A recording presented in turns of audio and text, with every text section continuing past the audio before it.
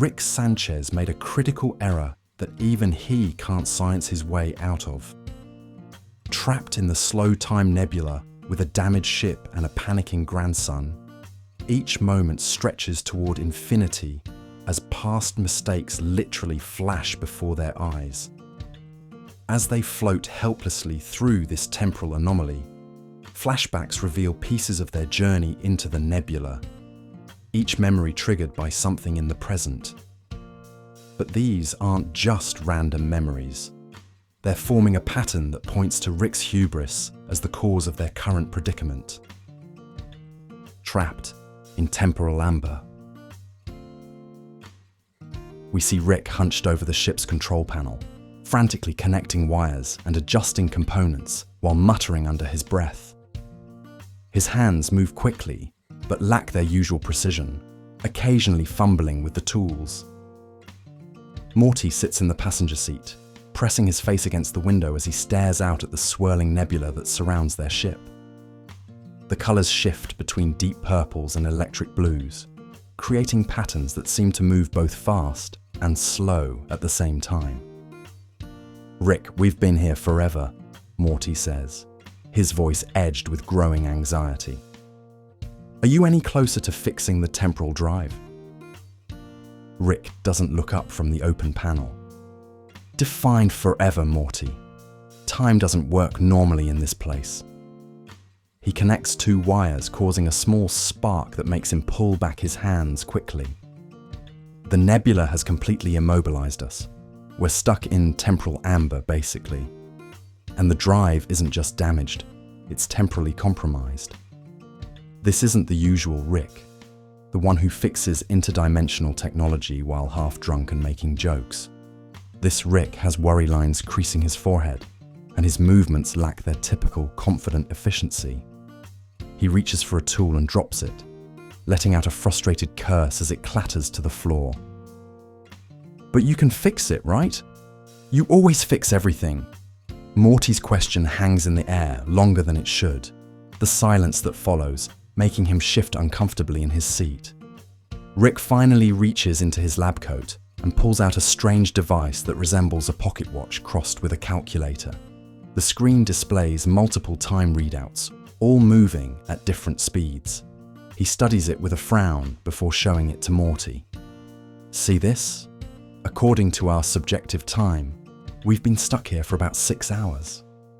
Rick points to another number on the display. "But in normal space-time, outside the nebula, it's been 3 weeks, Morty. 3 weeks. Morty's eyes widen as the implications hit him. 3 weeks. But that means Mom and Dad and Summer think we're dead or missing. Yeah, Rick interrupts, turning back to the control panel. And before you suggest it, no, we can't call for help.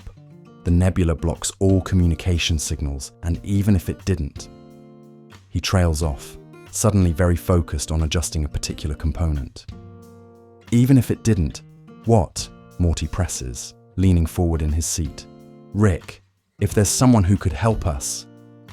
No one can help us, Rick snaps, slamming his hand on the dashboard. And I don't want anyone knowing we're here in the first place. This sector is off limits for a reason. And if certain people found out I brought us here..." He doesn't finish the sentence, but his expression says enough. Morty looks back out the window, watching as the nebula's colors pulse and shift in hypnotic patterns. There's something unsettling about the way the colors move, almost as if responding to their conversation. Does it seem like the nebula is watching us? Rick follows Morty's gaze. The swirling colors outside the ship do seem to focus and intensify around the areas where they're looking.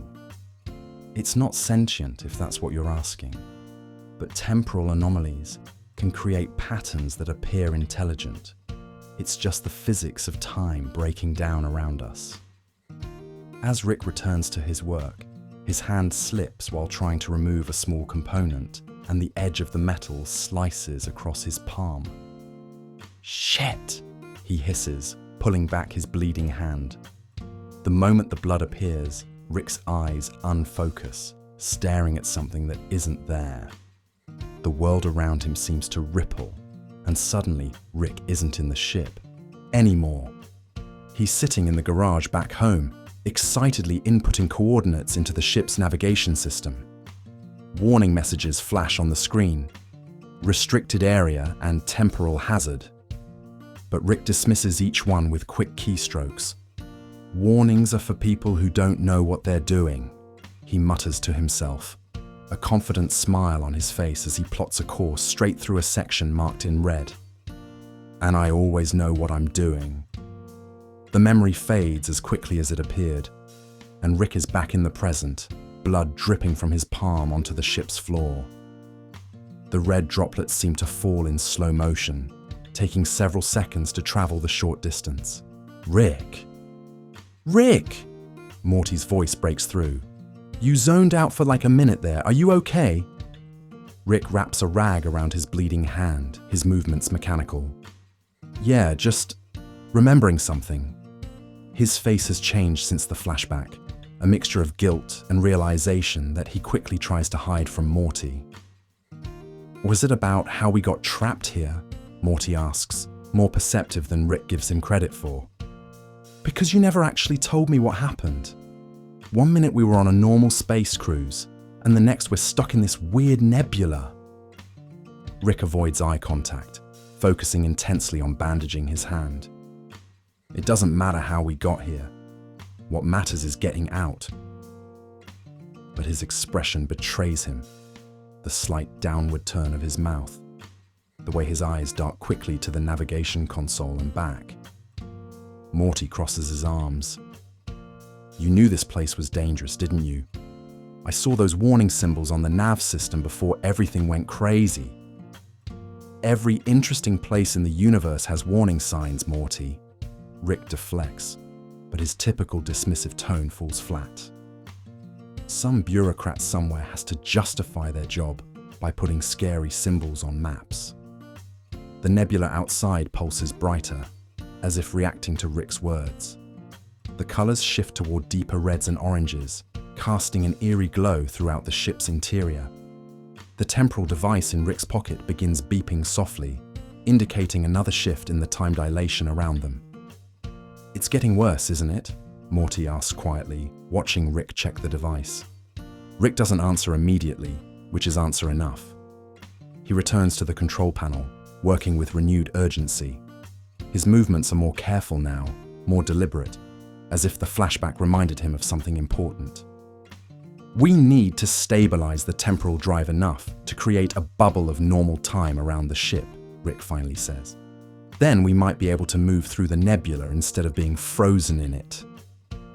Morty watches Rick work, noticing how his grandfather's hands tremble slightly. Something he's never seen before. You're scared, Morty realizes aloud. I've never seen you actually scared before. I'm not scared, Rick responds automatically, but without his usual conviction. I'm concerned about the variables involved. He pauses, then adds more quietly, some things even I can't calculate properly. As the nebula continues to shift and pulse around them, Rick's expression hardens into determination. He knows exactly why they're trapped here. His own arrogance and dismissal of clear warnings led them directly into this temporal prison. But he's not ready to admit that to Morty, not ready to face the full weight of his mistake. What matters now is fixing it, getting them out before the nebula's strange effects become permanent. Rick glances at Morty, then back at his work, silently promising himself that this time he won't let his grandson pay the price for his mistakes. The mysterious artifact. As Rick continues working on the ship's control panel, a soft blue glow catches Morty's attention.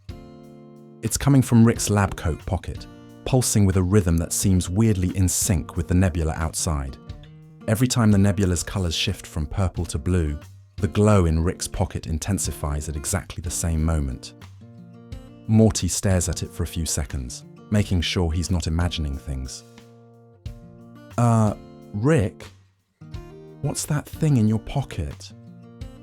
Morty points at the glowing outline visible through the white fabric. It's glowing in the same pattern as the stuff outside. Rick's body stiffens slightly, though he tries to appear casual as he adjusts his position to hide the pocket from Morty's view. It's nothing. Just a souvenir I picked up. Focus on the problem at hand, Morty. We need to get the temporal drive working. A souvenir? Morty raises an eyebrow, not buying it. Since when do you collect souvenirs? You always say souvenirs are for people who don't have enough real memories. Well, I changed my mind, Rick says, his voice rising slightly in pitch the way it does when he's hiding something. People can change their minds, Morty. It's just a little trinket, nothing important. Rick turns his attention back to the control panel, deliberately angling his body away from Morty. The conversation dies as Rick focuses on his work, connecting a series of wires to a crystalline component. As he activates the connection, the object in his pocket begins to hum audibly, vibrating with enough force that Rick's lab coat visibly shakes. Whoa!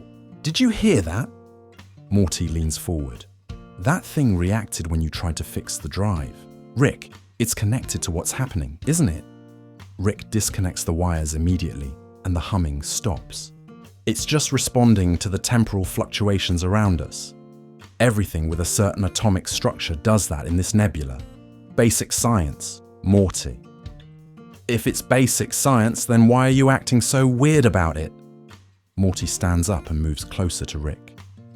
You know something about that thing and the reason we're stuck here.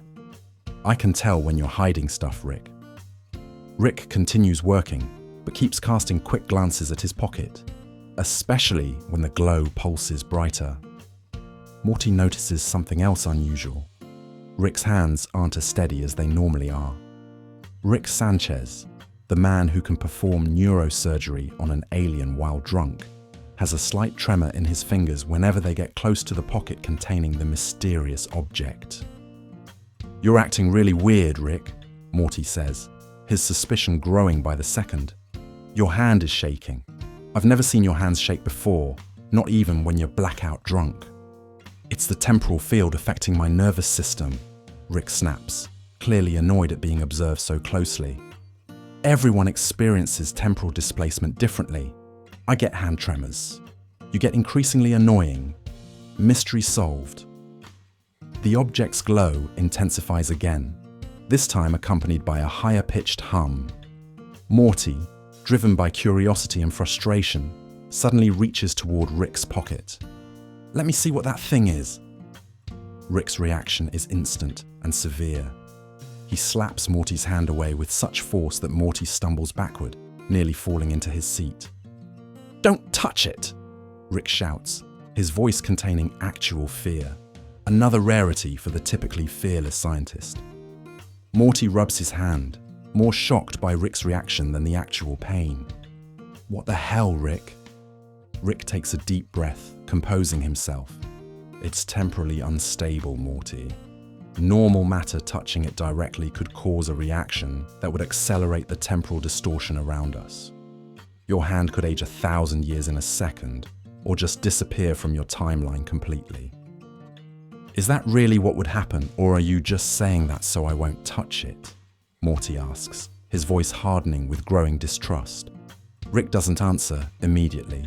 Instead, he turns back to the control panel and connects another set of components. This time, he's trying a different approach to bypass the damaged sections of the temporal drive. As the new connection activates, the artifact in his pocket glows so brightly that blue light fills the entire cockpit of the ship. The humming turns into a high-pitched whine, and the entire ship shudders violently. Equipment rattles off shelves, and both Rick and Morty have to grab onto something to stay upright. The control panel sparks dangerously, and Rick quickly disconnects the components, ending the reaction.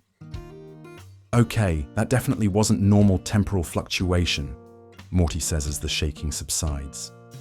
That thing in your pocket nearly tore the ship apart just now. Rick, you need to tell me what's going on. As the blue light fades, Rick's eyes unfocus again, similar to his earlier flashback. The world around him shifts, and suddenly he's in a dimly lit stone chamber.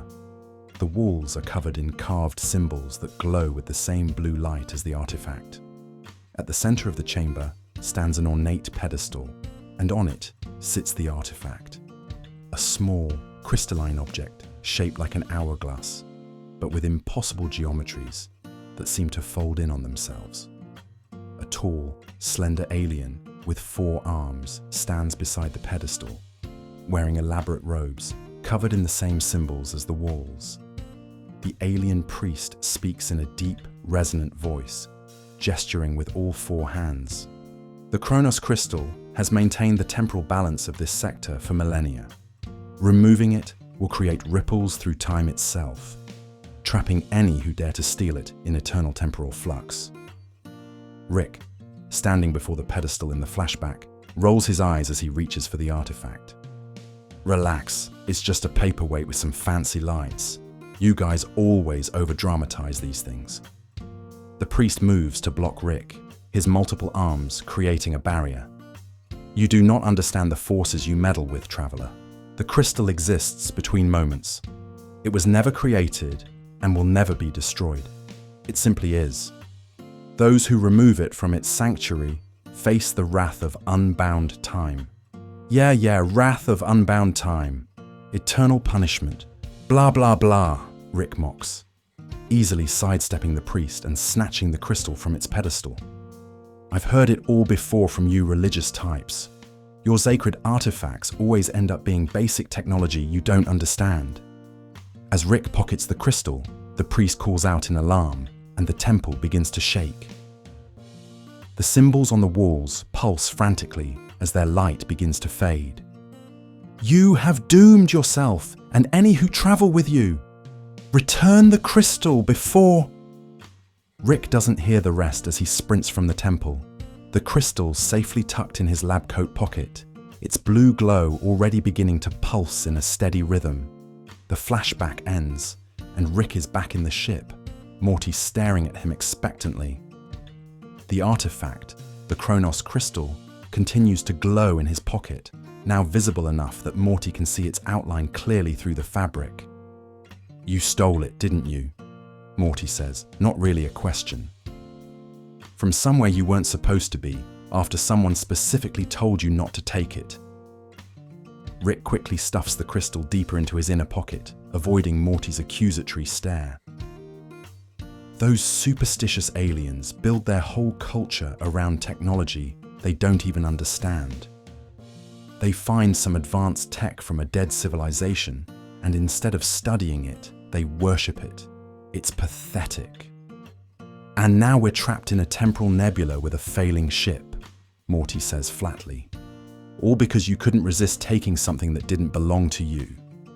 Rick doesn't respond, turning back to the control panel with newfound determination. But the way his shoulders hunch slightly tells Morty everything he needs to know. For once, Rick doesn't have a clever comeback because Morty is absolutely right. Time behaving badly. Rick looks down at his watch and frowns, tapping the face repeatedly. This thing's running slow, he mutters, more to himself than to Morty. He glances over at his grandson, who's fidgeting nervously in the passenger seat. Hey Morty, what time do you have? Morty checks his own watch. It's 3:27, he says, holding up his wrist to show Rick. Why? Rick holds his watch next to Morty's. Both are identical models, silver digital watches Rick gave to both of them before their journey. But Rick's display clearly shows 3:21. That's not right. We synchronized these before we left, Rick says, his brow furrowing. They should be showing exactly the same time. Maybe your battery's dying? Morty suggests with a shrug. Rick shakes his head. These run on miniature fusion cells, Morty. They'd outlast your grandchildren. He taps his watch again, then looks around the ship with growing concern. Something else is happening here. As if on cue, a protein bar that Morty had left on the dashboard begins to change. The wrapper crinkles and fades, the colors bleaching out as if exposed to years of sunlight in just seconds. The bar inside visibly hardens, then crumbles into dust right before their eyes. Whoa! Morty jumps back in his seat. What just happened to my snack? Rick grabs a pen from his pocket and drops it deliberately onto the floor of the ship. Instead of falling normally, the pen drifts downward in slow motion, taking nearly 10 seconds to travel the short distance to the floor. When it finally lands, it makes no sound. The nebula is creating localized time distortions throughout the ship, Rick explains, his voice tense but clinical. Different spots are experiencing different temporal rates. Your watch is in a slightly faster time bubble than mine. That protein bar just aged about 50 years in 10 seconds. Morty looks around the ship with new fear in his eyes. Is that happening to us too? Am I aging faster than you right now? Organic matter with consciousness seems more resistant to the effects, Rick says, scanning the ship's interior. But that doesn't mean we're immune. The nebula affects different objects based on their mass, composition, and position relative to the temporal field lines. It's creating unpredictable bubbles of accelerated and decelerated time throughout the ship. Morty pulls out his smartphone to check if it's working. As the screen lights up, he notices something strange in his messaging app. There's a conversation with himself, dozens of messages showing his name as both the sender and recipient. Rick, look at this. I'm getting texts from myself, but I didn't send them. Rick grabs the phone and scrolls through the messages. They contain fragments of conversations, random thoughts and observations, all with timestamps from 1 to 3 hours in the future. The most recent one reads, "Don't let Rick put the flux capacitor in the corner by the fire extinguisher. It'll turn to dust." "This is getting weirder," Morty says, looking over Rick's shoulder at the messages. "How am I texting myself from the future?" "You're not," Rick says, studying the phone. The phone itself is jumping forward in time, capturing fragments of potential futures, then jumping back. It's like a temporal echo. He hands the phone back to Morty. "Actually, this gives me an idea." Rick rummages through a storage compartment and pulls out several components from the ship's damaged temporal drive. "If certain areas of the ship are experiencing accelerated time," he says, placing a small device on the spot where the protein bar had aged, "then I can use that to speed up parts of the repair process." He places different components in various locations around the cockpit, carefully noting which spots seem to be experiencing faster time and which are slower. "This might work, Morty. If I put the quantum recalibrator in the fast zone for what feels like minutes to us, it might actually undergo hours of processing." "But what about that message on my phone?" Morty points to the warning about the flux capacitor. "It said not to put something in the corner by the fire extinguisher." Rick waves him off. "That's just one possible future timeline, Morty. Besides, I know what I'm doing." He continues placing parts around the ship, including what appears to be a flux capacitor, which he deliberately sets in the corner next to the ship's fire extinguisher. "Couldn't we just wait for the nebula to let us go?" Morty asks, watching Rick with growing anxiety. "Maybe it's like a storm that will pass eventually." Rick's expression darkens. "Not an option. The longer we stay, the worse the temporal distortions will become. Eventually, different parts of the ship will be experiencing time at such different rates that the structural integrity will fail. Not to mention what it might do to our bodies." He doesn't meet Morty's eyes as he adds, "We might have days in our subjective experience, but that could translate to years or even decades in normal space-time." As Rick speaks, a cup of water sitting on the dashboard begins to behave strangely. The water inside starts to vibrate, then suddenly evaporates into steam. But instead of dissipating, the steam begins to condense again, forming droplets that flow upward back into the cup. The water then freezes solid, the ice crackling as it forms, before melting again and repeating the entire process in reverse. That's not supposed to happen, Rick says, staring at the water. Water doesn't age backward naturally, even in extreme conditions. The temporal field is becoming more unstable. Rick's eyes unfocus again as another flashback takes hold. The ship is approaching the edge of the nebula, which appears as a swirling mass of colors and light in the distance. Floating in space around the perimeter are dozens of small flashing buoys. Each one displays holographic warning symbols, a universal hazard sign showing the distortion of time and space. "What are those?" the Morty in the flashback asks, pointing at the buoys. "Just warning markers," Rick replies dismissively, steering the ship directly toward them. "They put those up to keep tourists and idiots away from the good stuff. It's like those signs at the beach that say, 'No swimming at the spots with the best waves.'" "I don't know, Rick," Morty says hesitantly. "Those look pretty serious. They've got those skull symbols and everything." "Bureaucratic overkill," Rick scoffs, guiding the ship between two of the buoys. The alarms on the dashboard begin to sound as they cross the threshold, but Rick simply turns down the volume. Those are just to scare off people who don't know what they're doing. "Trust me, Morty, this nebula contains technology that will revolutionize my research. The warnings are just how the Galactic Federation keeps the good stuff for themselves." The flashback ends as Rick returns to the present, just in time to see the flux capacitor he placed by the fire extinguisher rapidly oxidizing. The metal component turns brown, then black, before crumbling into a pile of dust that scatters across the floor of the ship. "No, no, no!" Rick shouts, lunging for the pile of dust, but finding nothing salvageable. "That was our only flux capacitor!"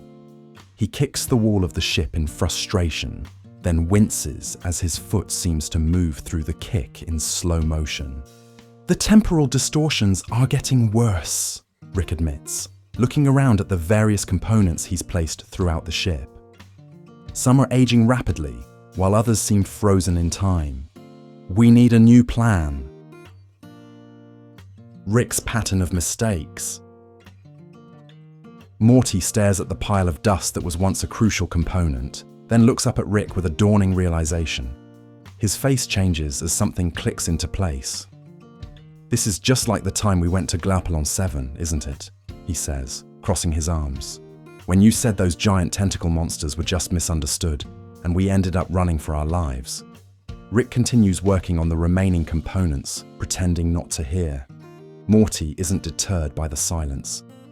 "Or what about when we visited that underwater civilization and you said their breathing tanks were unnecessarily complicated, so you made your own, and then we almost drowned?"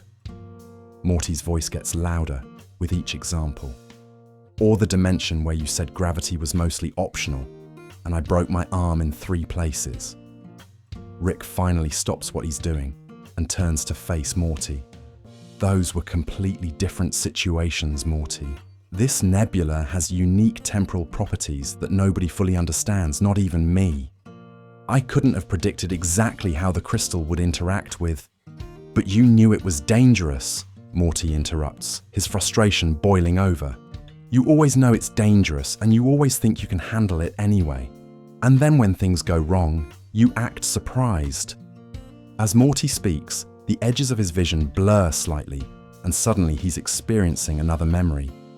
He sees Rick arguing with a small, six-eyed alien at what looks like a shady spaceport bar. The alien wears the uniform of a local guide service, with patches showing the nebula they're currently trapped in. "Look, I'll triple your fee," Rick says to the guide, sliding a stack of glowing currency across the table. "All I need is to get to the central temple. We'll be in and out in 20 minutes. The guide pushes the money back toward Rick. "No amount is worth it. The inner regions are forbidden for a reason. The time distortions there have swallowed entire fleets. The priests are the only ones who can navigate safely, and they never leave." Rick rolls his eyes and adds more money to the stack. Everyone has a price. Is it the danger you're worried about? Because I've got shielding technology on my ship that'll handle any temporal fluctuations. The guide hesitates, eyes fixed on the money. The temple itself is said to exist partially outside of regular time. No technology can shield against that. Let me worry about the technical details, Rick says, with a dismissive wave of his hand. You just need to show me the route. The memory fades as Morty returns to the present, shaking his head to clear it. You bribed our way in here, didn't you? I remember now. That guide with the 6 eyes. He told you specifically not to go to the temple, but you wouldn't listen. Rick's shoulders slump slightly. That guide was just repeating superstitious nonsense he'd heard. He'd never even been to the temple himself. That's what you always say. Morty throws his hands up in frustration. Every time someone local tells you something is dangerous, you call it superstition or religious nonsense. But they live here, Rick. They know things about their own planets and dimensions that you don't. Rick turns back to his work, his movements becoming more aggressive as he connects wires with unnecessary force. Scientific progress requires risk, Morty. You think humanity got to the moon by listening to everyone who said it was too dangerous? You think we'd have electricity if people listened to warnings about lightning? Don't compare yourself to the people who invented electricity, Morty says, his voice lower now but more intense. They were trying to help people. You just want cool stuff for yourself, even when it puts both of us in danger. Rick doesn't respond immediately, focusing intently on a component that doesn't seem to require such attention. His silence speaks volumes. Ship status update, a computerized female voice suddenly announces, making both of them jump. The ship's AI assistant, rarely used by Rick who prefers manual control, has activated itself. Temporal field stability at 18%, hull integrity compromised in 3 sections, life support systems experiencing irregular time flow, estimated time to critical failure, unknown due to temporal variables. Rick quickly reaches for the console. Computer, override status reports. Authorization Rick Alpha 27. Unable to comply, the AI responds. Temporal distortions affecting command protocols. Current situation exceeds predicted parameters provided during last manual override. Morty looks at Rick with renewed anger. You told me an hour ago that we were at 60% stability and that the hull was fine. You've been lying about how bad things are this whole time. Rick slams his hand on the console, shutting off the AI. I was trying not to panic you, Morty. Knowing exactly how screwed we are doesn't help fix the problem. The nebula outside pulses more intensely, sending waves of color washing over the ship's interior. Each pulse triggers another brief flashback for both of them. Fragments of memories from their journey into the nebula, playing in rapid succession like a broken film reel. They see Rick researching the nebula back in the garage, reading information about a powerful artifact said to control time itself. They see Rick plotting their course directly toward the center of the nebula, ignoring clearly marked danger zones on the navigation chart. They see Rick dismissing the warning buoys, the concerned guide, the priest's dire warnings, all with the same confident smirk.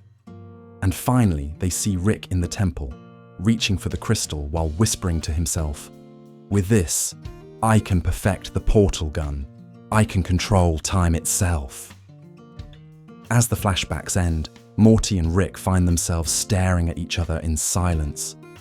The truth hangs in the air between them, unavoidable now. You knew exactly what you were doing, Morty says quietly. This wasn't just another adventure that went wrong. You came here specifically for that crystal, knowing how dangerous it was. Rick runs a hand through his hair, a rare gesture of defeat.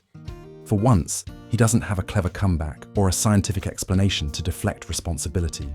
I thought I could handle it, he admits finally. The warnings seemed excessive, They always do. And the potential of the crystal.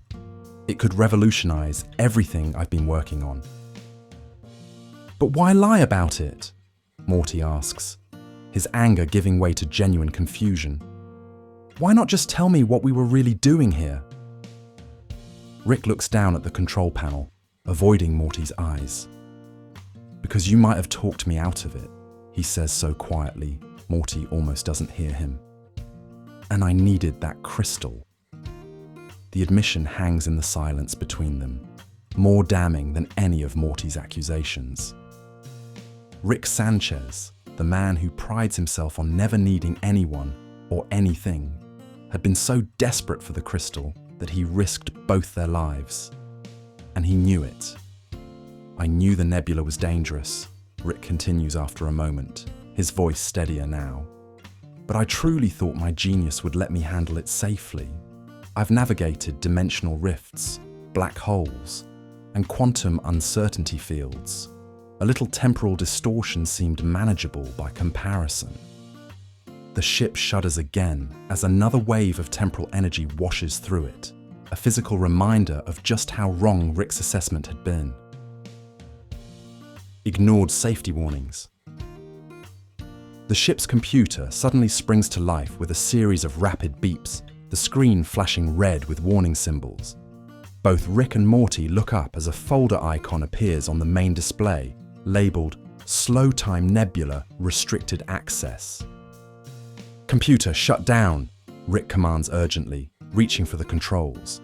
Authorization code Rick Prime Delta 7. Temporal anomalies interfering with security protocols. The computer responds in its feminine voice, continuing to display the contents of the folder. Accessing previously restricted files. Morty leans forward, watching as technical diagrams and warning text fill the screen. What is this, Rick? Rick tries frantically to override the computer, typing rapidly on the keyboard and even attempting to disconnect power to the console.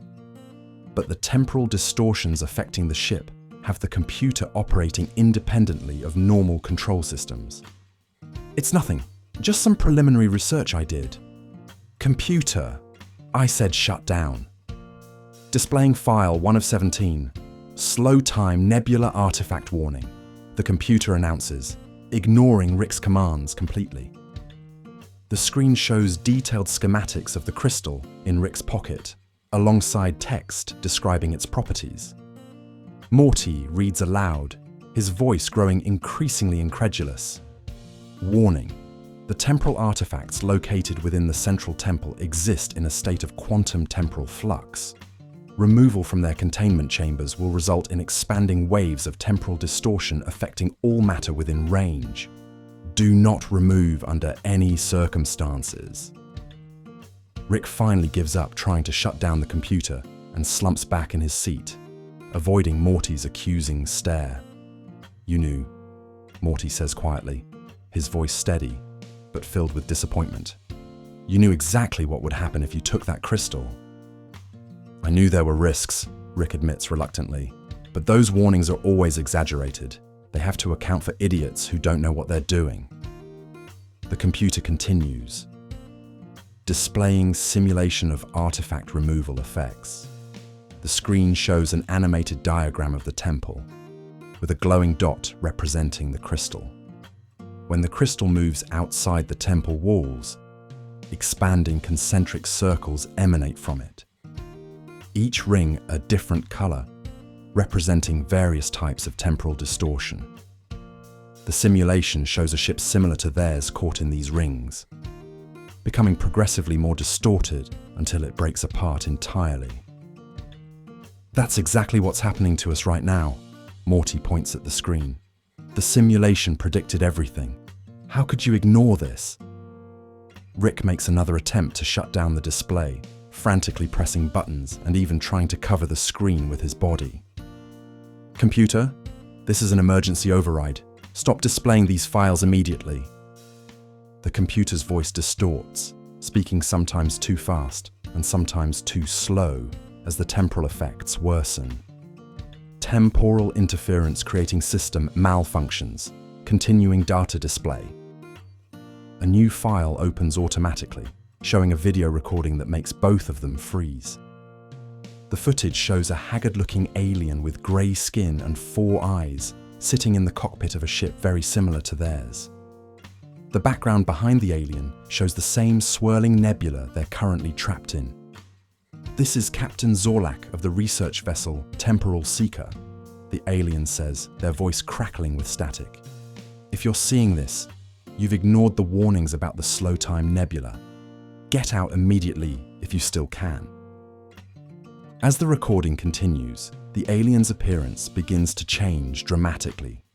Their skin shifts rapidly between youthful smoothness and ancient wrinkles, their voice alternating between high-pitched youth and croaking age. The temporal effects are clearly visible, aging and de-aging the alien in terrifying waves. "We thought the legends were exaggerated," the alien continues, occasionally speaking backward or in fractured sentences as the recording itself suffers temporal distortion. "The artifact we removed from the temple created a temporal feedback loop. My crew has already... The alien's face suddenly ages decades in seconds, then reverts to youth, then splits into multiple overlapping images of the same face at different ages. "Stay away," the alien pleads, their 4 eyes wide with terror. "The priests were right. Time itself will hunt you once you've taken what belongs to it." The message ends abruptly as the alien and their ship seem to stretch and distort before vanishing entirely in a flash of light. Silence fills the cockpit as the screen goes blank for a moment. Rick doesn't move, doesn't try to shut down the computer anymore. His face has gone pale, his typical smug expression replaced with something Morty rarely sees: genuine regret. Displaying file 3 of 17. Priest warnings transcript, the computer announces, showing a text document with timestamps. Morty reads through it quickly, his eyes widening. "This is a transcript of everything that Priest told you at the temple. You recorded the whole thing." He scrolls through, reading random excerpts aloud. "Those who remove the Chronos Crystal shall become unmoored from time itself. The nebula will claim you as it has claimed all others who defied its laws." "Rick, he told you exactly what would happen." Rick still doesn't respond, his silence more damning than any excuse could be. The computer continues to display file after file, scientific analyses of the nebula's properties, historical accounts of ships that disappeared within it, ancient texts translated from the temple walls, warning of the consequences of disturbing the artifacts. As the files flash by, Morty's memory triggers again, pulling him into another vivid flashback. He sees Rick in the ship's cockpit back at their garage, poring over these exact same files on his computer screen. Rick is methodically reading through each warning, occasionally making notes or scoffing at particularly dire predictions. A younger Morty enters the garage, backpack over his shoulder. "Hey Rick, Mum wanted me to ask if you'll be at dinner tonight." Rick minimizes the files quickly. "Yeah, sure, whatever." He waits until Morty is about to leave before calling him back. "Actually, Morty, how do you feel about a quick space adventure this weekend? There's a cool nebula I want to check out." "Is it dangerous?" Morty asks suspiciously. Rick laughs, closing the warning files completely. "Warnings are just legal protection for cowards, Morty. They have to say everything's dangerous so they don't get sued when some idiot hurts themselves." The flashback shifts to show Rick plotting their course on the navigation system, deliberately marking a path that cuts through multiple warning zones and heads straight for the nebula's core. "See these red areas they don't want us going through? That's where all the good stuff is, Morty. That's how you know it's worth checking out." "I don't know, Rick," the past Morty says hesitantly. "Those warning boys looked pretty serious on the scan." Rick dismisses the concern with a wave. "What's the worst that could happen? We get a little time dilation. I can fix that in my sleep. Trust me, Morty, this crystal is going to revolutionize my research. It'll be worth any minor inconvenience. The flashback fades, returning Morty to the present where the ship's computer continues to display file after file of warnings Rick had accessed, studied, and deliberately ignored. The evidence of Rick's recklessness is overwhelming, laid bare by the computer's temporal malfunction. "You knew everything," Morty says softly, looking at Rick, who hasn't moved or spoken during the entire display. "You had all the information. You knew what would happen, and you did it anyway." Rick finally looks up, and for once, he has no clever comeback, no scientific explanation to justify his actions. His silence says more than words ever could. The temporal drive crisis. Rick wipes the sweat from his forehead and leans back from the control panel with a small sigh of relief. After hours of work, he's finally managed to get the temporal drive partially operational. The main control unit glows with a faint blue light, indicating that it's receiving power for the first time since they became trapped in the nebula. "I think I got it," Rick says, a hint of his usual confidence returning. "It's not perfect, but it should generate enough of a temporal field to get us moving again." Morty looks up from his phone, his expression caught between hope and skepticism. "Really? We can leave?" "We're about to find out." Rick presses a sequence of buttons on the control panel, initiating the startup sequence for the temporal drive. The blue glow intensifies as the machinery hums to life, filling the ship with a low vibration. For a moment, everything seems to be working. The nebula outside shifts slightly, suggesting that the ship is beginning to break free from the temporal amber holding them in place. But then something changes. The drive's steady hum becomes irregular, pulsing in an uneven rhythm. Parts of the drive begin to flicker, not like a power failure, but as if they're literally phasing in and out of reality. "That's not right," Rick mutters, quickly adjusting controls. "The modulation should be steady, not pulsing like that." Morty points at one of the drive components, his eyes widening. "Rick, look!" That part is disappearing. He's right. A crucial connector is phasing in and out of existence, sometimes appearing brand new, sometimes looking decades old and corroded, sometimes not there at all. Other components are doing the same, each operating in different time states. "This makes no sense," Rick says, frantically trying to stabilize the components. "I've never seen temporal phasing this severe before. It's like each part of the drive exists in its own time stream now." As Rick works, the crystal in his pocket begins to pulse more intensely, its blue glow now bright enough to shine through his lab coat material. The drive responds to each pulse, its instability worsening with every flare from the artifact. "It's the crystal!" Morty shouts, pointing at Rick's pocket. "That thing is messing with the drive." Rick pulls out the crystal to examine it and immediately regrets his decision. The moment the artifact is exposed, the temporal drive's fluctuations double in intensity. The entire ship shudders, as if struck by an invisible force. "Put it back!" Morty yells, grabbing onto his seat as the ship rocks violently. Rick quickly stuffs the crystal back into his inner pocket, but the damage is done. The temporal drive is now cycling through different states even faster, its components aging, de-aging, and disappearing in a chaotic pattern that makes repair impossible. "The crystal is resonating with the drive," Rick explains, his voice tense as he struggles to stabilize the system. "They're both temporal technologies, probably from the same civilization. They're creating some kind of feedback loop." Morty watches the failing drive with growing panic. "Can't we just take the crystal back to the temple? Return it where it belongs?"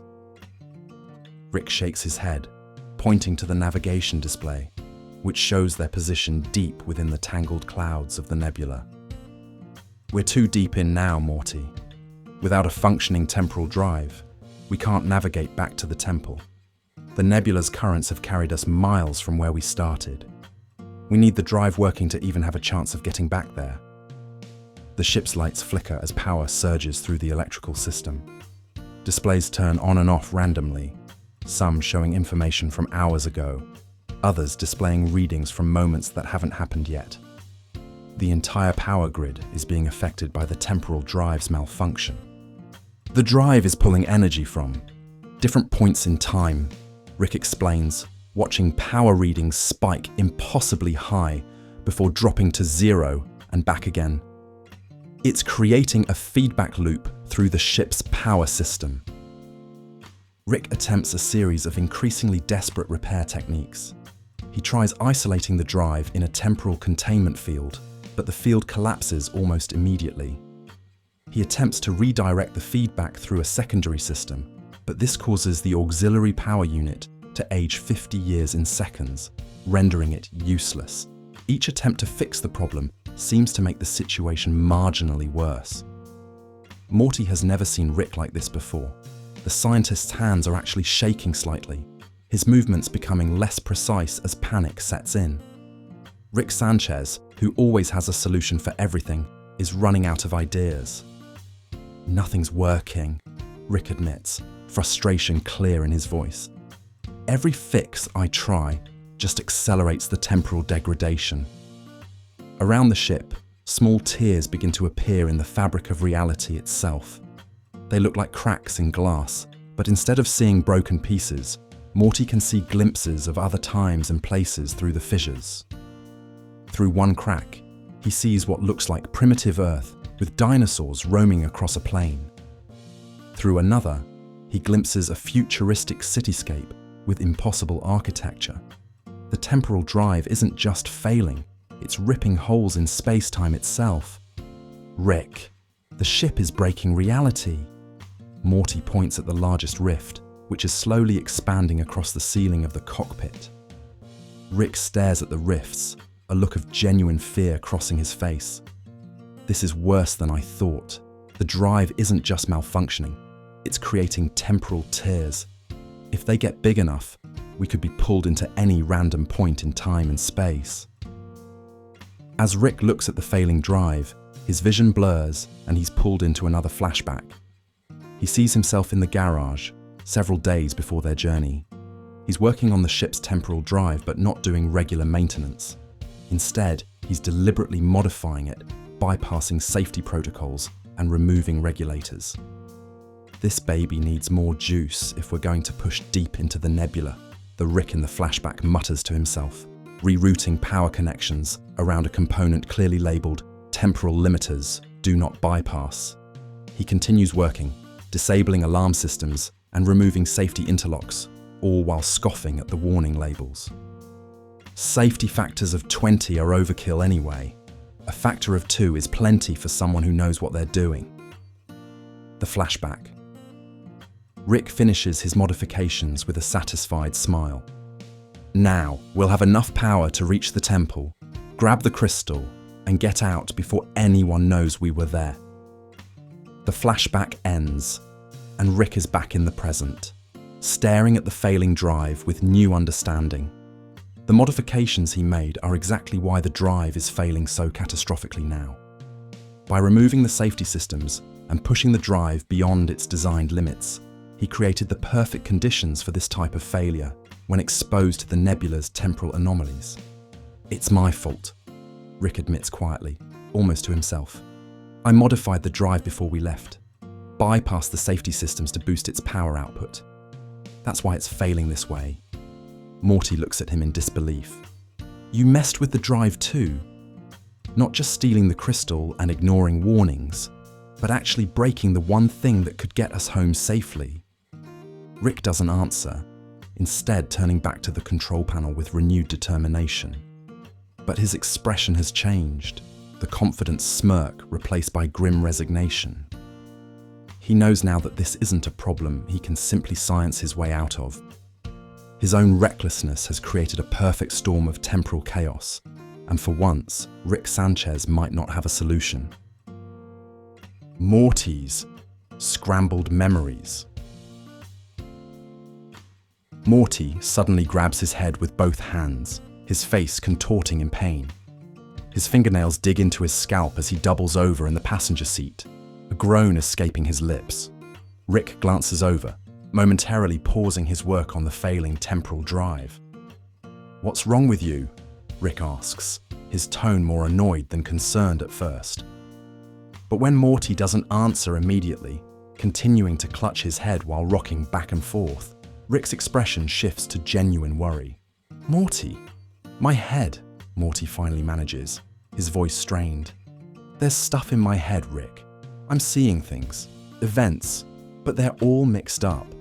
He looks up, his pupils dilated and eyes unfocused. "I can see us getting out of here, but also how we got here, and things that haven't happened yet, all at the same time." Rick abandons the control panel and moves closer to Morty, examining his grandson's face with newfound concern. "The nebula must be affecting your temporal perception. Your consciousness is experiencing different points in time simultaneously." He pulls out a small penlight from his coat pocket and shines it in Morty's eyes, watching as the pupils sluggishly respond. "What exactly are you seeing?" Morty's eyes dart around, looking at things that aren't actually in the ship. "I see us entering the nebula, the warning buoys, but it's like I'm watching from outside the ship somehow." He squeezes his eyes shut, then opens them again, but the visions don't stop. "Now I see the temple, the one with the crystal, but I wasn't there when you went inside. You told me to stay in the ship." Rick freezes, the penlight still in his hand. "You're right. You did stay in the ship when I went into the temple. There's no way you could know what it looked like inside." "But I can see it," Morty insists, his voice more stable now as the initial pain subsides, replaced by confusion. "It's huge and made of some kind of black stone. The walls have these weird symbols that glow blue, and there's a pedestal in the center with a force field around it. That's where the crystal was." Rick's face pales slightly. That's exactly what the temple looked like, down to the details Morty couldn't possibly know. "You're experiencing my memories somehow. The nebula is breaking down the normal barriers between our minds." Morty continues describing what he sees, the words tumbling out faster as more memories flood his consciousness. "There was a priest or something, tall guy with 4 arms.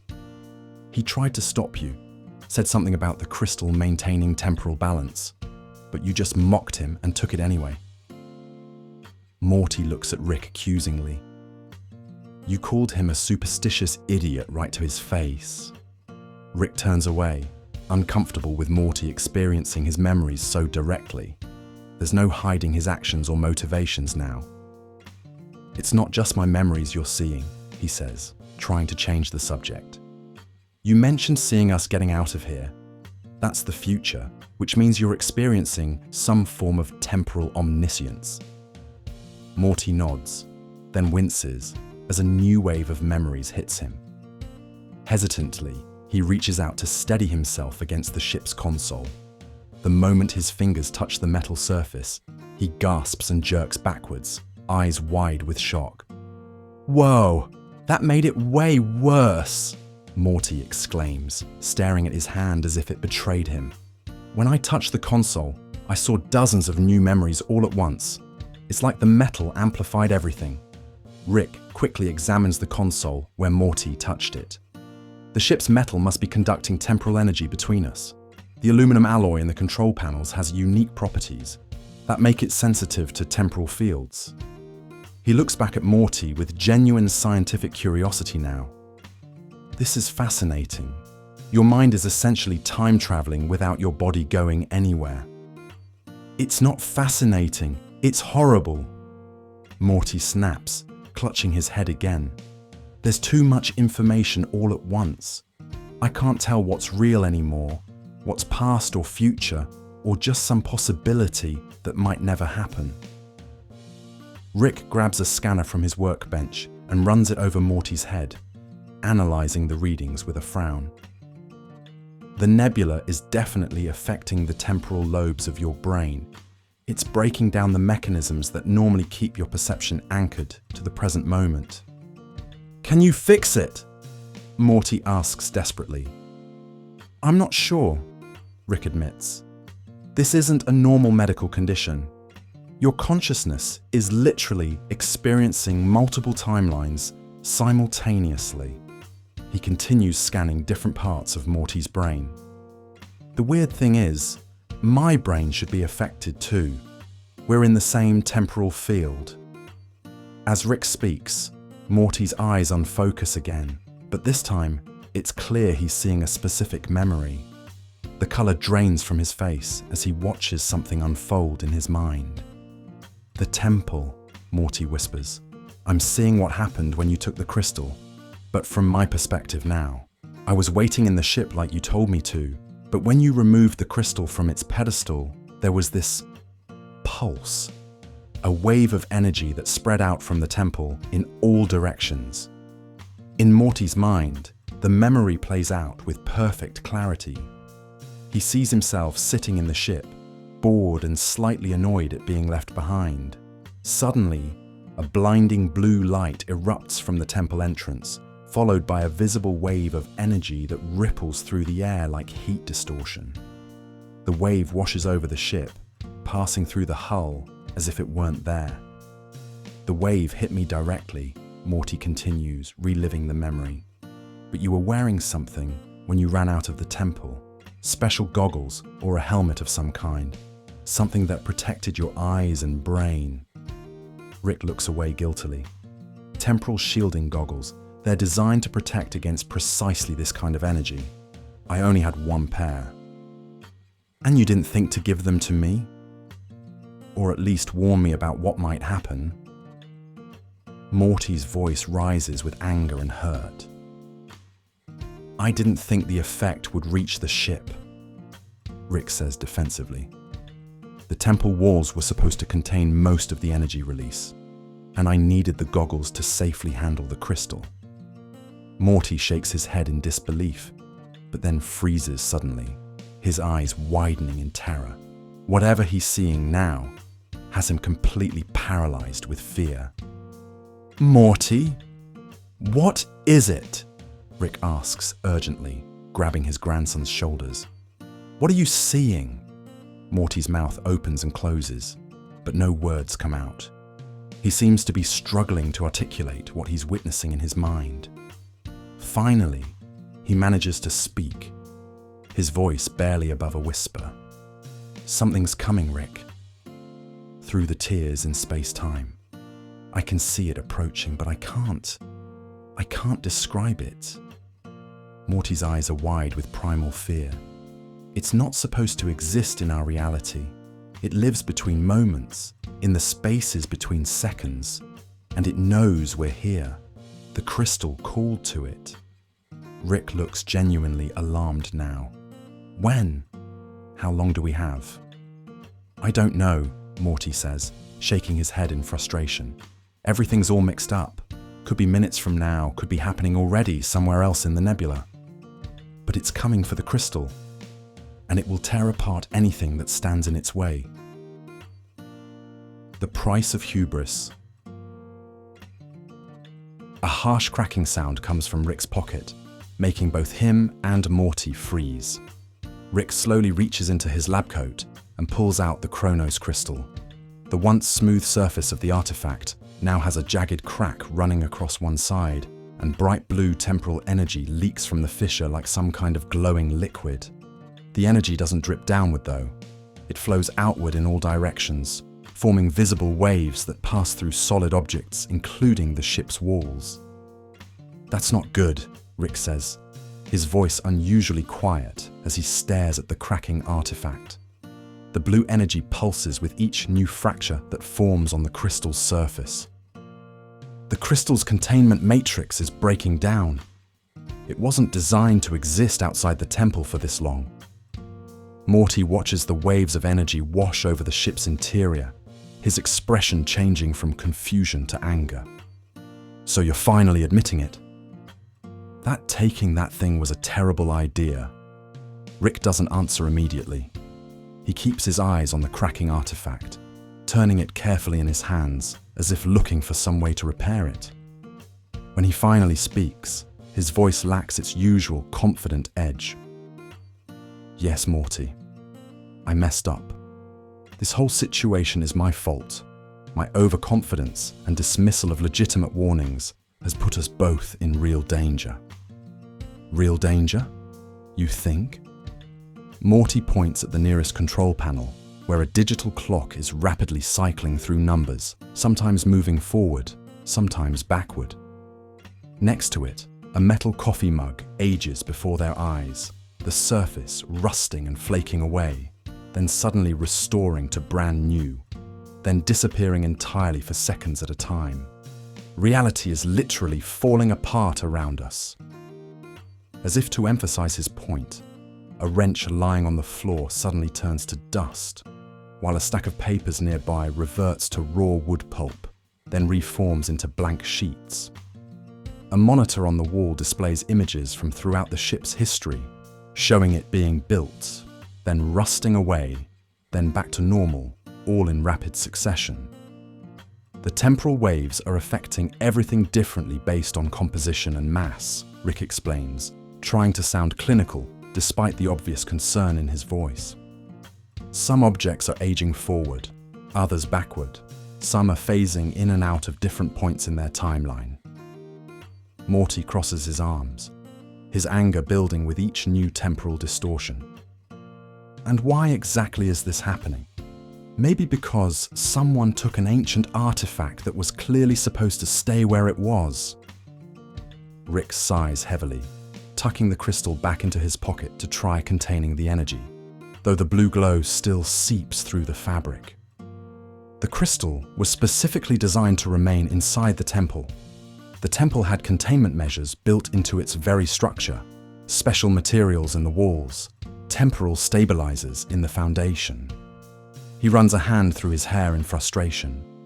The whole building was essentially a giant containment unit for the crystal's energy.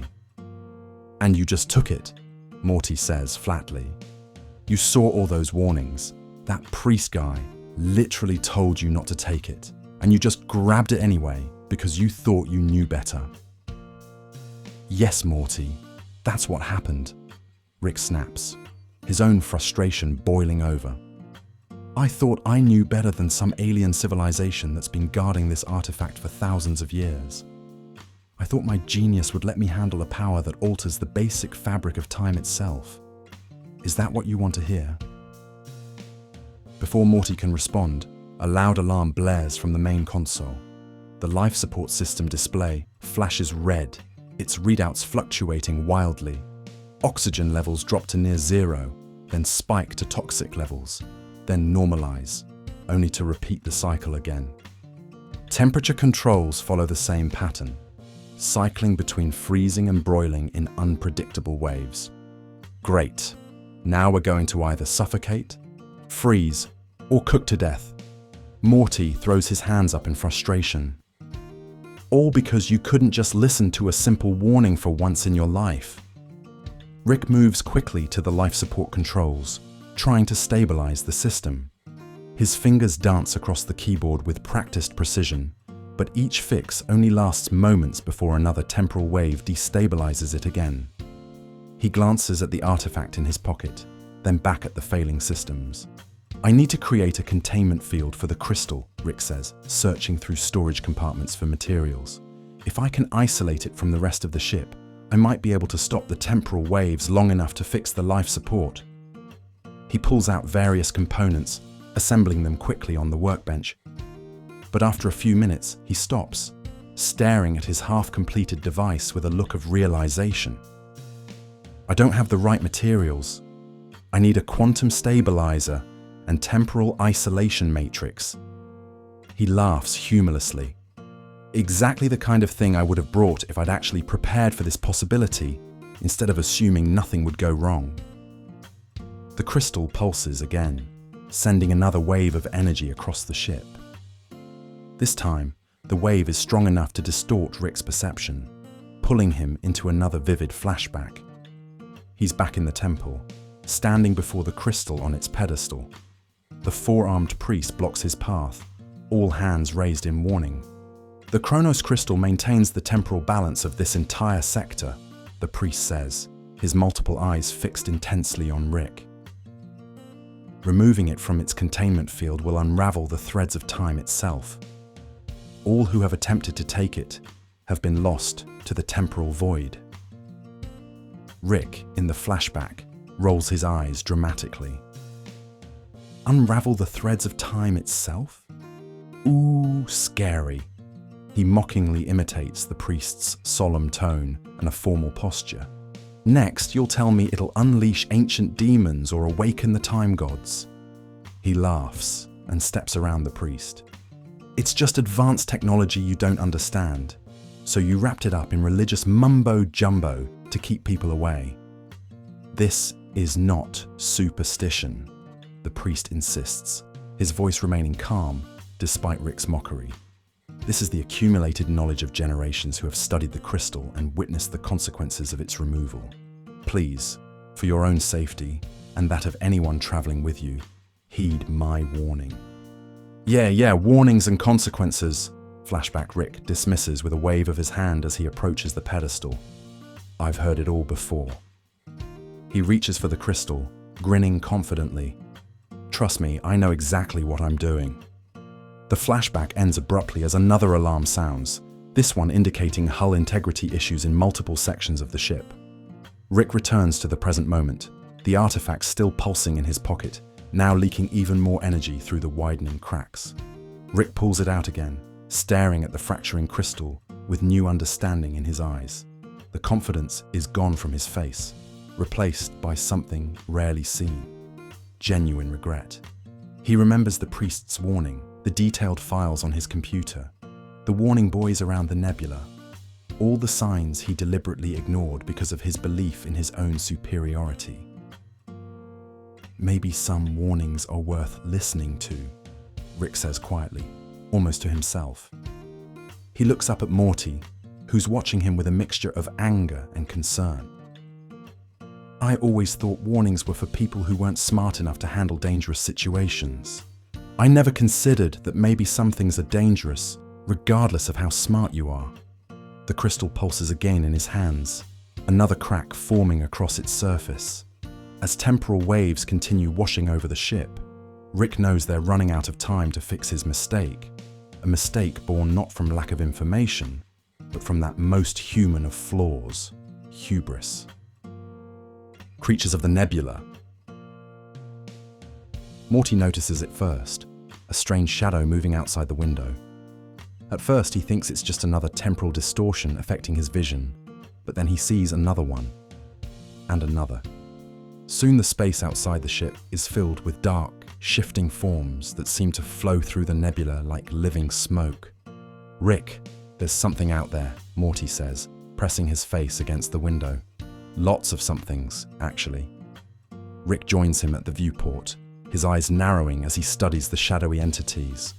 They move in ways that don't make sense, some flowing backward, leaving trails of themselves behind like afterimages, others appearing to exist in multiple places simultaneously.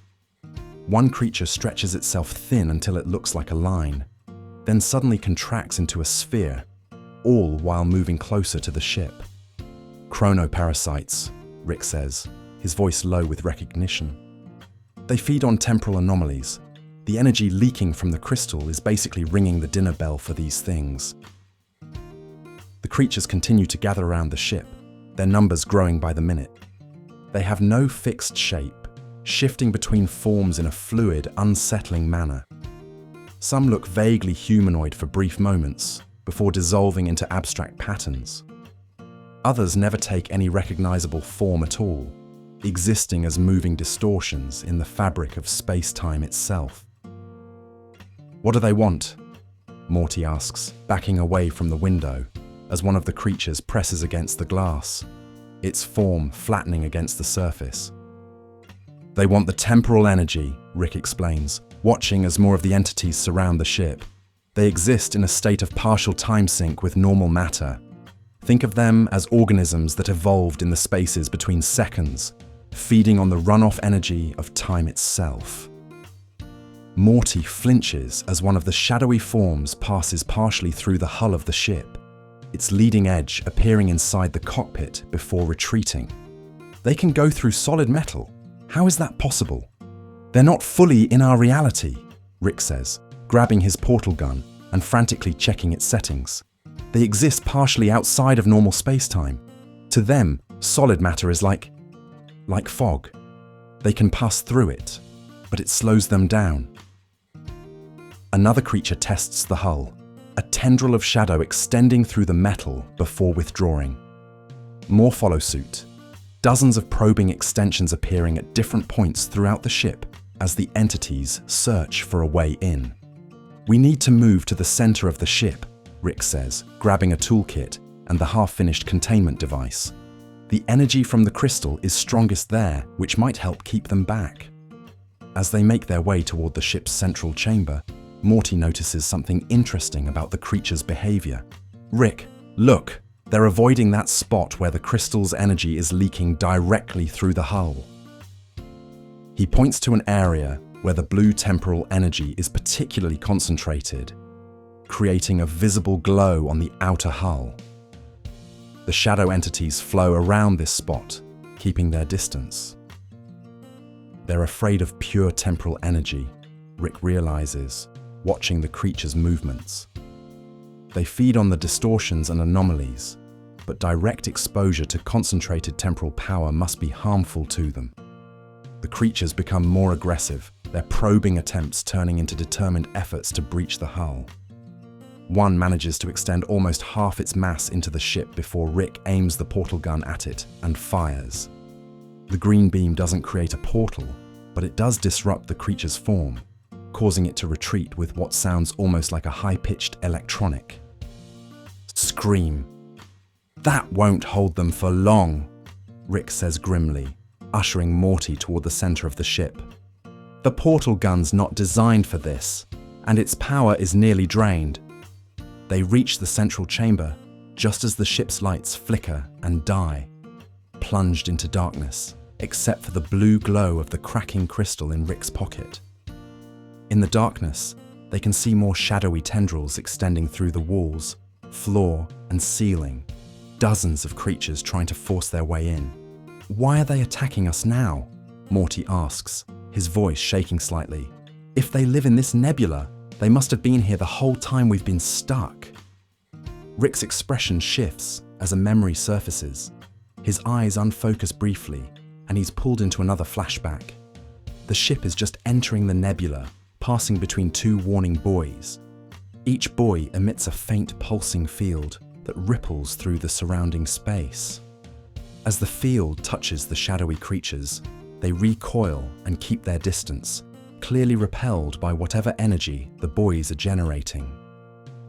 These things are just annoying the local wildlife, Flashback Rick says dismissively, using the ship's systems to deactivate the nearest buoy. Its repulsion field flickers and dies, allowing the ship to pass unimpeded. Probably just trying to charge us a toll for passing through their territory. As the ship moves deeper into the nebula with the buoys disabled, distant shadowy forms begin to take notice, gradually moving closer once the protective field is gone. The creatures follow at a distance, always just at the edge of visibility, watching and waiting. The flashback ends, and Rick is back in the present, a look of realization on his face. It was the warning buoys, he tells Morty. They weren't just warnings for ships. They were generating a field that kept these creatures away. When I disabled them to get into the nebula, I basically invited these things to follow us. Great, so now we have time-eating shadow monsters trying to get in because you turned off the only thing keeping them away, Morty says flatly. Got any more brilliant decisions you want to share? Rick ignores the sarcasm, his mind racing. The buoys must have been generating a specific frequency of temporal energy that repels these parasites. If I can modify the crystal's leaking energy to match that frequency. He pulls out the cracking artifact, which now pulses with unstable blue light. Wait, I thought the crystal was dangerous, Morty says, backing away from the glowing object. It is. But it's also our only weapon right now, Rick replies, using tools from his kit to quickly construct a makeshift device around the crystal. These creatures fear concentrated temporal energy. I'm going to turn the crystal's containment leak into a feature instead of a bug. Working rapidly, Rick modifies the crystal's housing to direct its leaking energy outward in a controlled pattern. As he makes the final adjustment, the blue energy suddenly expands in a wave that fills the entire chamber, then extends outward through the ship. When it reaches the shadowy entities, they recoil violently, pulling back from the hull and retreating to a safe distance. "It worked!" Morty exclaims, watching as the creatures maintain their new position, circling the ship but no longer attempting to enter. "For now," Rick says, carefully setting the modified crystal on a central pedestal. "This is just buying us time. The crystal is still deteriorating, and eventually these parasites will get desperate enough to try again." He turns back to Morty with a grim expression. "We need a more permanent solution before either the crystal fails completely or those things find a way around our barrier." Rick's reluctant admission. Rick slumps into the pilot's seat, watching the shadowy creatures circling outside the ship like hungry sharks around a sinking boat. The temporary barrier created by the modified crystal keeps them at bay, but the fractures spreading across the artifact's surface suggest it won't last long. The ship's systems continue to fail around them, navigation offline, life support fluctuating, hull integrity compromised in multiple sections. For once, Rick Sanchez looks completely defeated. "Morty, there's something I need to tell you," Rick says finally, his voice lacking its usual confidence. "About why we're here. Why I really wanted to come to this nebula." He pulls the cracking crystal from its makeshift housing, holding it carefully as blue energy continues to leak from its surface. "I didn't just stumble across this thing. I came looking for it specifically."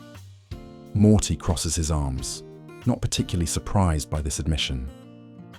"Yeah, I figured that out already. The question is why? Why risk our lives for a glowing rock that's currently destroying reality around us?" Rick hesitates, something he rarely does when explaining his scientific pursuits. "Because I needed it. The crystal contains temporal manipulation technology that's centuries beyond anything I've developed." He looks down at the artifact, then back at Morty.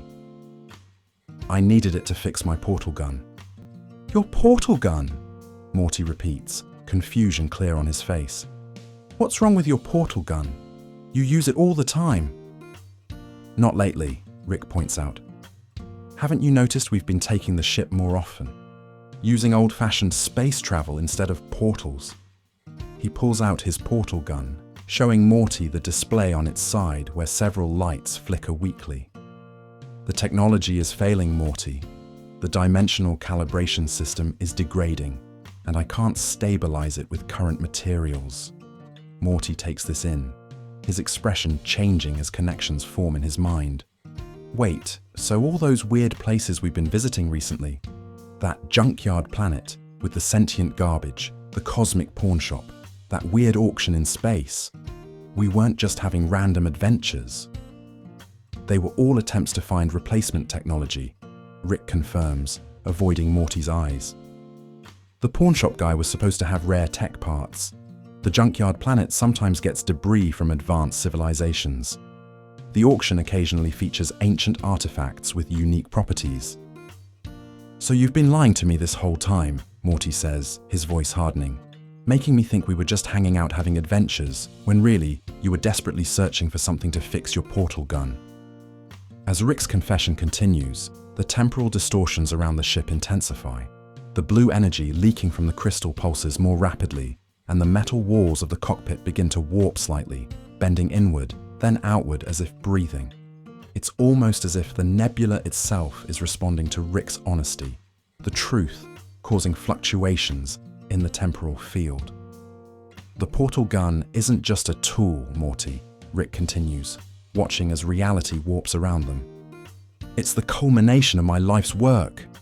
It's what makes me Rick Sanchez.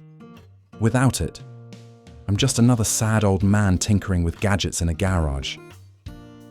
There's a vulnerability in his voice that Morty has rarely heard before. When I realized it was failing, I tried everything to fix it. Every material, every power source, every dimensional workaround, nothing worked. Morty's eyes widen as he realizes something else. If your portal gun is broken, that means we can't just portal out of here, can we? That's why we're still stuck. Rick nods slowly. The gun has just enough power for maybe one more jump, and even. Then, I can't guarantee where we'd end up. The calibration is too far gone. He looks around at the failing ship, the circling creatures, the unstable crystal. But that's not even our biggest problem right now.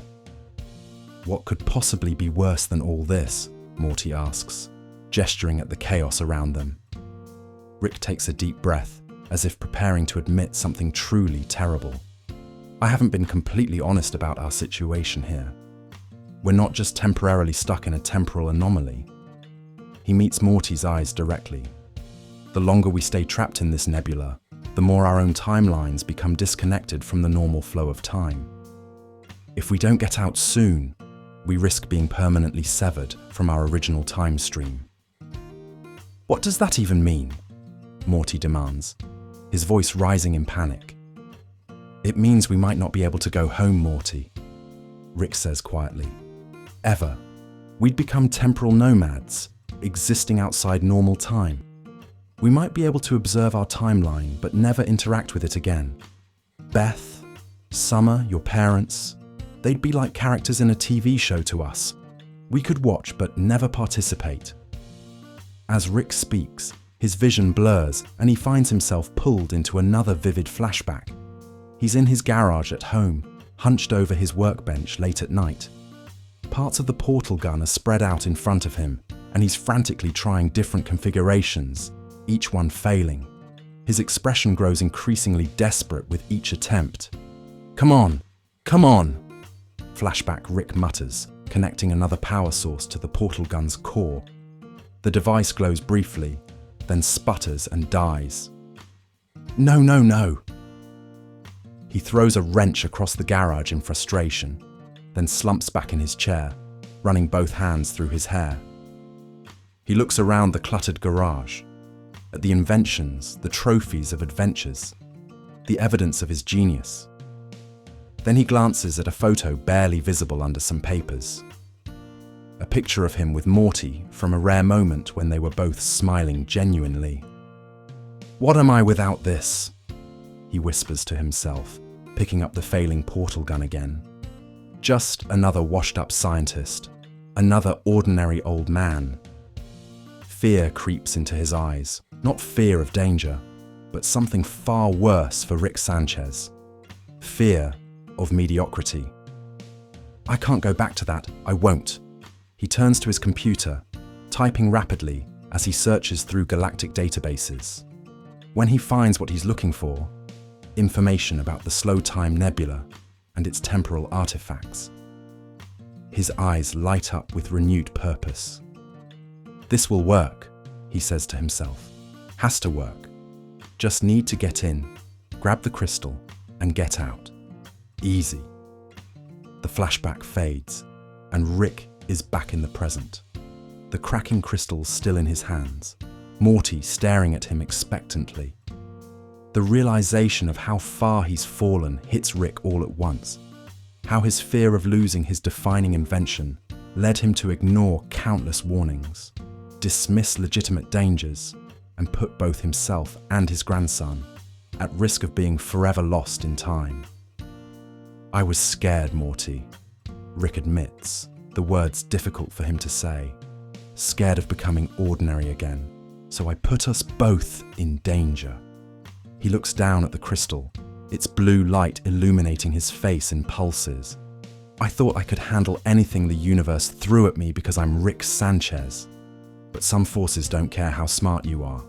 They just are what they are, and you either respect them or you suffer the consequences. The admission hangs in the air between them, perhaps the most honest thing Rick has ever said to his grandson. Outside the ship, the shadow creatures continue to circle. their patience a reminder that some mistakes can't be easily fixed, even by the smartest man in the universe. The temporal transformation. A sudden crackling sound fills the ship as blue energy arcs between the damaged temporal drive and the cracked crystal in Rick's hands. The energy forms a pulsing bridge between the two objects, growing stronger with each passing second. Rick tries to pull the crystal away from the drive, but it's like they're magnetized to each other, an invisible force drawing them together despite his efforts to keep them separate. Rick? Is that supposed to happen? Morty asks, backing away from the intensifying light show in front of them. Definitely not, Rick answers, still struggling to separate the crystal from the drive's pull. The crystal and the drive must share the same fundamental temporal technology. They're recognizing each other, trying to sync up. Without warning, the crystal flies from Rick's hands, slamming into the temporal drive with enough force to embed itself in the machine's core. The moment they connect, the blue energy explodes outward, washing over the entire interior of the ship in waves of temporal power. Both Rick and Morty are knocked back by the initial surge, falling to the floor as the ship's metal walls absorb and then reflect the energy in pulsing patterns. "What's happening to the ship?" Morty shouts over the humming that now fills the air. Rick scrambles to his feet, rushing to the nearest console. The crystal is merging with the drive.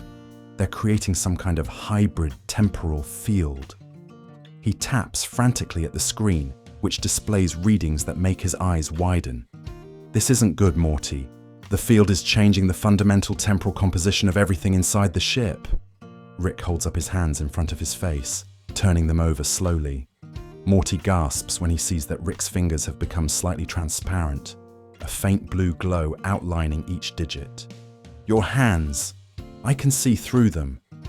Rick examines his semi-transparent fingers with scientific curiosity rather than panic. "Fascinating.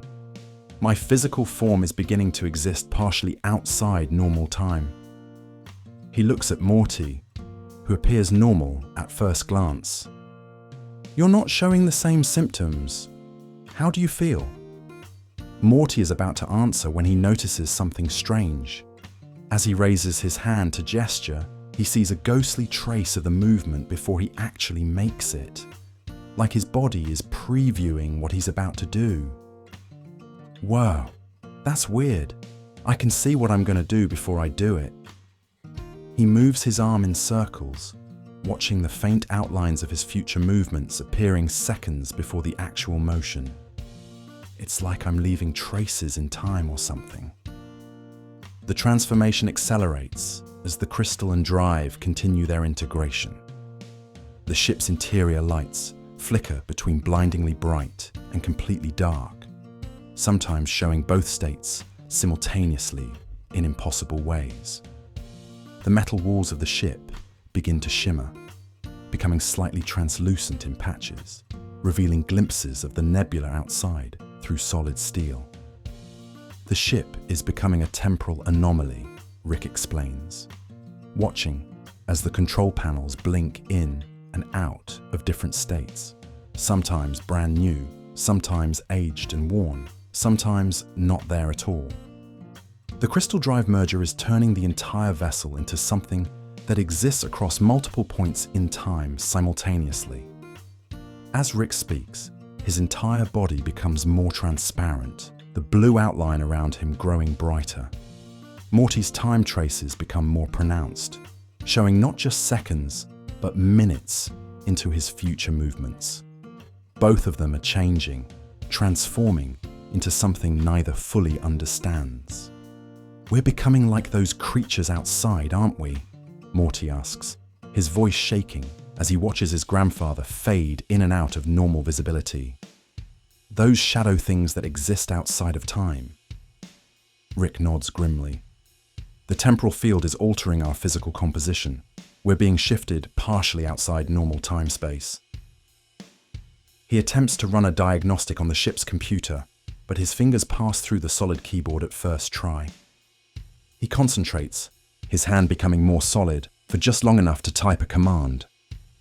According to these readings, the process is accelerating. If we don't stop it soon, the transformation could become irreversible. The reality of their situation hits Morty like a physical blow. Irreversible? You mean we'll be stuck like this forever? Never able to go home? Never able to see Mom or Dad or Summer again? Panic rises in his voice as he looks down at his own hands, which now show the same faint transparency as Rick's. We'll just be ghosts floating around in this stupid nebula for eternity. Rick's face hardens as he watches his grandson's growing terror. This is the moment when the full weight of his actions finally hits him. His arrogance and dismissal of warnings hasn't just put them in temporary danger, it's threatening to permanently separate them from their family, from their very humanity. For once, there's no clever remark, no dismissive joke to deflect the seriousness of what's happening. "I'm sorry, Morty," Rick says simply, the words clearly difficult for him. "I should have listened to the warnings. All of them." As they grapple with their transformation, both notice something changing outside the ship. Through the viewports, which now flicker between solid and transparent, they can see the nebula shifting around them. The swirling colours that once blocked their path in all directions begin to part directly ahead of the ship, forming what looks like a clear corridor through the temporal storm. "The nebula," Morty points, his finger trailing time echoes through the air. "It's opening up for us. There wasn't a path there before." Rick's eyes unfocus again as another flashback takes hold. He's back in the temple, face to face with the four-armed priest. But this time, the memory continues past the point where he grabbed the crystal and ran. "The Chronos Crystal doesn't just control time, traveler," the priest says solemnly, all four hands gesturing in complex patterns. "It transforms those who use it. It was created by our ancestors not as a tool, but as a pathway." "A pathway to what?" Flashback Rick scoffs, the crystal already in his hand. "To temporal transcendence," the priest explains. "The crystal allows beings to evolve beyond the limitations of linear time, to exist in all moments simultaneously. It is the first step toward a higher form of existence." Rick rolls his eyes dramatically. "Right, higher existence. Let me guess, you achieve enlightenment and join the time gods in temporal heaven." He laughs mockingly. "It's just advanced technology, not a spiritual transformation device." The priest's expression remains calm, despite Rick's ridicule. "You dismiss what you do not understand. The division between advanced technology and spiritual transformation exists only in primitive thinking. The crystal will change those who remove it from the temple, whether they believe in its purpose or not." The flashback ends, and Rick finds himself back in the transforming ship, staring at the path that has opened through the nebula. His expression changes as understanding dawns on him, the pieces finally falling into place. "I get it now," he says, turning to Morty with renewed energy in his voice. "This isn't a malfunction. The crystal merging with the drive, our transformation, it's what the crystal was designed to do all along." He looks down at his increasingly transparent hands, then at the path opening before them. "The priest tried to tell me. The crystal doesn't just control time, it transforms those who use it into beings that can exist beyond normal temporal constraints." "So this is supposed to happen?" Morty asks, confused but slightly less panicked. "We're not dying or fading away." Rick shakes his head. "We're evolving, Morty. The crystal is changing us into beings that can navigate the nebula freely." He points to the shadowy creatures still circling the ship, but now viewing them with new understanding. "Those aren't monsters. They're the previous users of the crystal, transformed just like we're being transformed." Conclusion. The ship continues floating forward as Rick and Morty watch their bodies transform, the blue glow around them pulsing in sync with the nebula outside. Instead of fighting the change, they're finally accepting it. The path through the nebula widens as they move forward, almost responding to their newfound acceptance. "You know what my real mistake was?" Rick says, looking at his transparent hands. "Not taking the crystal. It was refusing to understand what it actually was." He actually sounds humble for once. The ship, now half merged with the crystal and somehow connected to their consciousness, glides smoothly through the corridor of swirling colors, carrying them toward whatever new existence awaits.